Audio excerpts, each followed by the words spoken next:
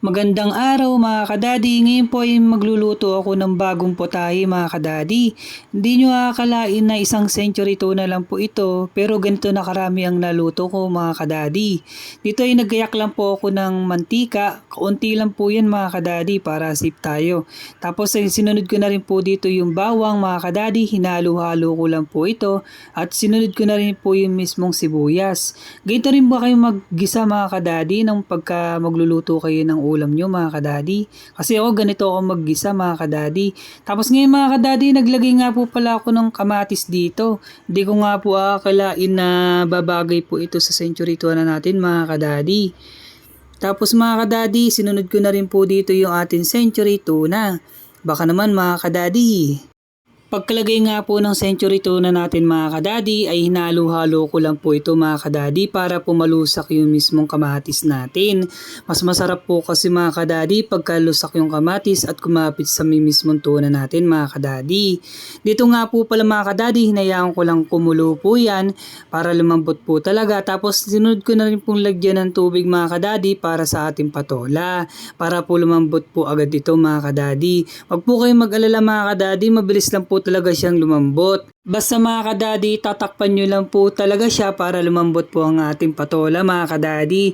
Dito nga po pala mga kadadi ay gumamit po ako ng patis. Patis po kasi ang ginagamit ko mga kadadi dahil kasi siya malasa at malinamnam.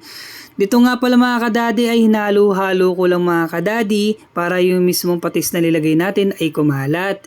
Dito nga po pala mga kadadi ay nag-add ako ng paminta para may kaunting hangang. Dito nga po pala mga kadadi hinalo-halo ko lang at laglagay uli po pala ako ng isang kutsarang patis dito kasi hindi pa po sakto sa aking panlasa. At nilagyan ko na rin po ito ng miswa mga kadadi para lumapot po. Hinalo-halo ko lang po at hinayaan ko po siyang kumulo para maluto po ang ating miswa. At mga kadadi, ito malapit na pong maluto ang ating century tuna na may miswa at patola. Napaka-healthy na ito mga kadadi at hindi ko akalain na napakasarap pala na ito mga kadadi gawin sa century tuna. At hihingi rin po ako ng favor sa inyo mga kadadi habang nagluluto tayo.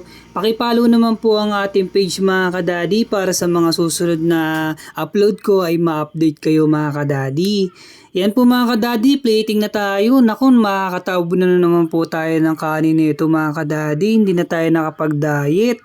Napakasarap po kasi mga kadadi, try nyo na hanggat bagong bago at fresh na fresh pa at murang-mura lang to mga kadadi. Nasa sobrang daming bilihin po na nagtataasan ngayon ay humanap na po tayo ng paraan para makamura tayo mga kadadi at makatipid. Abay halina kayo mga kadadi at simulan na natin kumain. Ay tsak na hindi talaga tayo makakapag-diet nito mga kadadi sa sobrang sarap. I-try nyo na mga kadadi, century tuna lang, patola at kamatis ang kailangan lang natin. Dito nga po pala si Daddy My Kitchen na laging nagsasabing mas piliin mong laging masaya.